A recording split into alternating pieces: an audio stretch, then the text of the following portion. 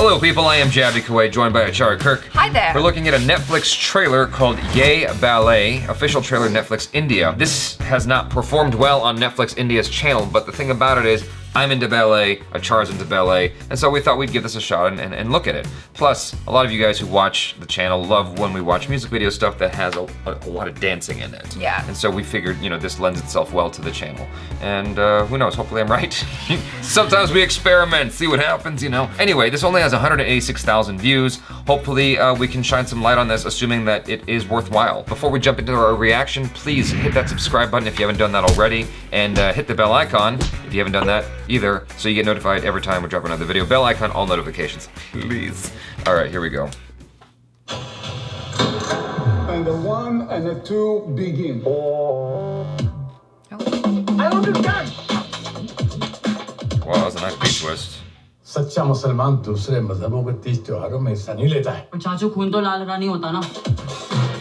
Nice response. Yeah. पापा ये ऐसे बिना टैलेंट Wow, nice. ये टोपी ये खिलाएगी इसको ये खाना. That was a lazy gainer, by the way. Boys and girls, Nice looking. Solan is in the Who's house. this dude? I've seen him before. अबे जोर से बजाओ. Yeah. This is ballet, not circus. And cut your hair, huh? तेरा बाल काट बुड्ढे।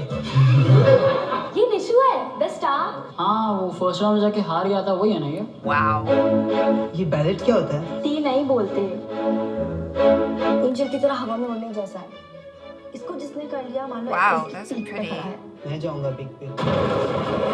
खाली कोई पूछेगा ना कि तेरा बाप किधर है? मतलब मर गया साला. Damn. Why? Whoa. You will never be ballet dancer.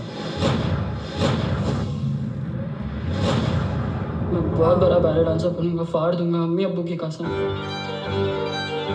Oh, wow, nice. Wow. औकात के बाहर जाकर अच्छे वाले कॉलेज में डाला किसके लिए? नहीं हुआ कामयाब तो नहीं हो ट्राई तो किया ना। Love the music. Wow. Long back, you never see.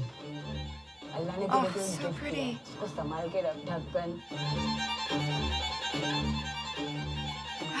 That's a 540, that's not ballet. Oh, hey. Contemporary. Come on. You can translate. Squeeze your butt. Squeeze. Again, Baba. I take that back. There is a move in ballet that simulates a 540, according to my old friend Joshua, who did ballet for many years with his wife.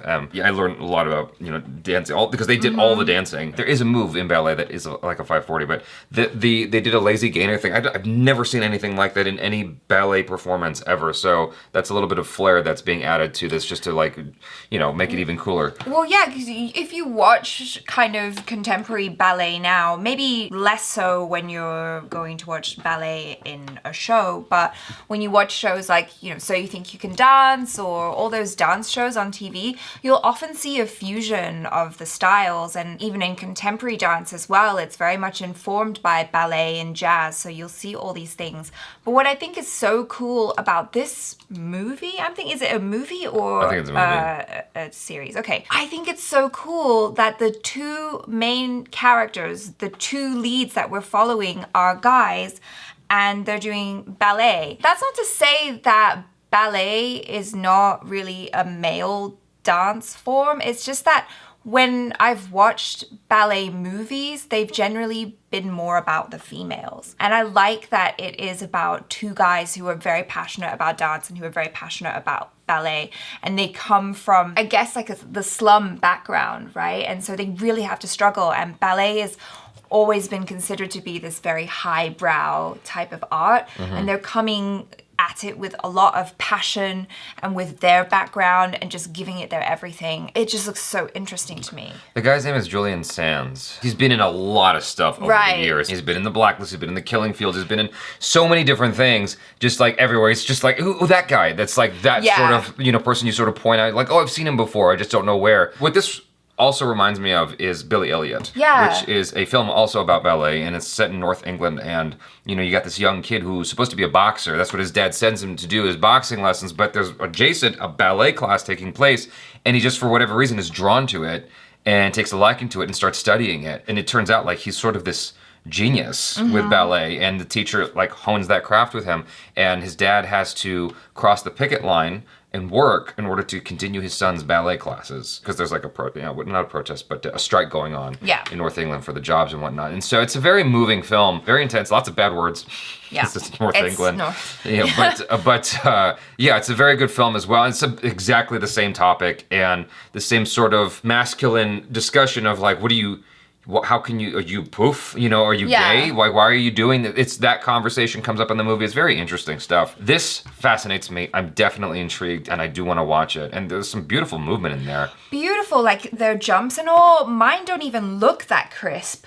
Mine do. I'm watching them stretch. I was getting some pointers on what I should be doing because I do not spend enough time stretching. So my extensions are not that high. My arabesques are crap. Me personally, I have a soft spot for dance movies because it's almost like it's living out my childhood dreams of being a dancer just through watching the movies. Yeah, but this is a different kind of dance movie though. This is not like those kind of poppy dance films. This feels more real, like Billy Elliot. Like Black Swan?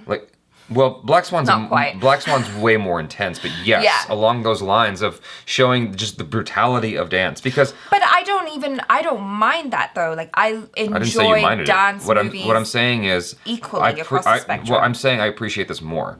I appreciate this more than the poppy stuff that makes it look like a cartoon basically. Whereas this is showing you what you have to sacrifice in order to get to the thing. Hard graft. Yeah, because oftentimes it sort of glosses past that, like Save the Last Dance, whatever the case may be. Well, those films that are just sort of poppy and sort of just gloss over the reality of the dance world. There's that great photo that I've referenced a bunch of times where I'm not going to bother looking it up, but you can find it yourself on Google, like where it shows the ballet dancer's feet. Yeah. And one has the shoe on and the other has the shoe off. Everyone wants to be a star until it comes time to do the work, and you see her like her right foot's jacked up because she's like basically put herself through the paces to become this ballerina. In defense of more poppy movies, I feel like in pretty much every single dance movie, you always see the work that goes into it. Now, not all dance movies kind of veer on the darker side or the more dramatic side, but there often is some sort of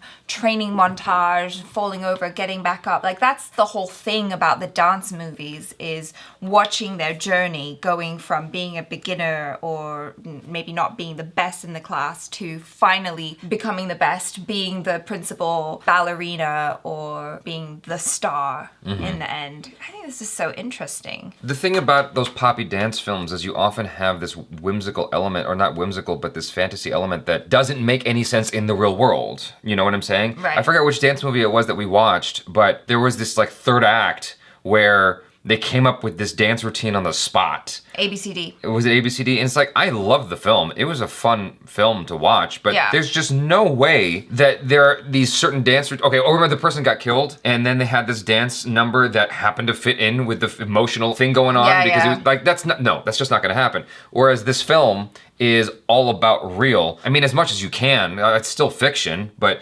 taking what you experience in the real world and then translating that into a film. It's more challenging, in my opinion, to do that, to tell a real story and still have it engaging and interesting and beautiful to watch all at once. I thought at the beginning it said that it was based on true then even better. But even still, I mean, even if it's based on true events, you're still gonna take artistic licensing liberties. Of course, liberties, yeah. So in order to tell the story more effectively, it looks like the teacher is kind of a curmudgeon and he's interesting to watch. I totally buy him as that type of character as well. I don't know if it's the long hair or just his physique and the clothes that he's wearing. I mean, he's selling it 100% as this kind of hoity-toity British ballet instructor, and he's going to come and teach these kids a thing or two, and they're all a little bit unruly. I wonder why they even went to the class in the first place, because it doesn't seem like maybe it was what they wanted to do, or did they watch the movie to find out, I guess. Somehow? Yeah. The other element that I like here is the family aspect, which was also, to be fair, explored in ABCD, where the religion opposes certain ideas, and the kid's like, well, look, we're all all of our blood is red. I like that element where the father's like, you know, if anyone asks you, your father's dead. Like, Yeah. it's so serious. He's so opposed to his son doing this that he doesn't even want to be associated. Because he said, you know, initially when his son entered the competition, he's like, yeah, but will you be able to eat? That kind of thing. And I think that's really nice that they're kind of taking this story and it's having that kind of Asian perspective on it, because The Asian short-sightedness. it's just a different thing. Because I remember even in school, I went to a lovely school, but we were very academically focused. And there was a small group of us who were in the arts program. The majority of parents were like, yeah, but that's just a hobby, right? You're not going to go and make a career out of doing this. There's no money in that. You can't make a sustainable career, you know? Yeah, those are the people who lack imagination, and it's really annoying. Well, yeah, and that's the majority of people. I was at like a majority Asian school, and the majority of people thought like that. I experienced it growing up quite a bit. I'm not gonna be too specific other than the people that aren't involved in my life anymore, that being my ex-girlfriend's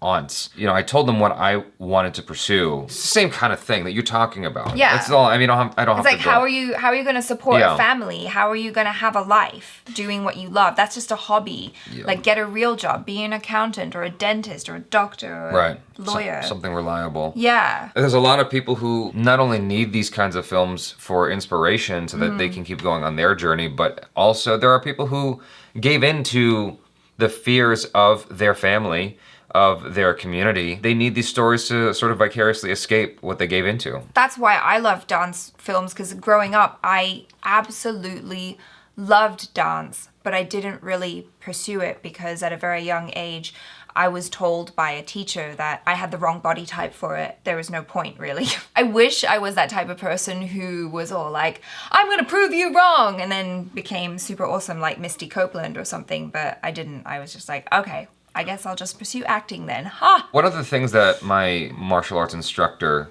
loves to remark on is what I did as a kid. When I was younger, when I was like, okay, because the ranking is like white, yellow, purple, orange, blue, green, red, black belt. By the time I was like a purple belt, I was already learning the advanced forms. By the time I was a blue belt, I was learning the black belt forms. I was all about learning way ahead of where I was at. And there was a lot of people who were annoyed with me for trying to jump ahead and learn all this stuff. I was learning everything I could, not just forms, but like techniques and whatever the case may be, because I just wanted to soak up as much of it as possible. And even within the studio, there are people who are like, slow your roll. What are you doing? I was just so eager to gobble as much of it up as possible. There were some people who took a liking to me and helped me, and sometimes you have to persevere and just keep doing the thing that you love to do. Yeah. And eventually you'll find someone who is willing to help guide you to be a better version, the best version of yourself possible. I was just watching Kevin Hart's documentary on Netflix. He's doing comedy, but he had no direction. It took this one random comedian who happened to catch him to say, this is how you're gonna do it, dude. And he introduced him to this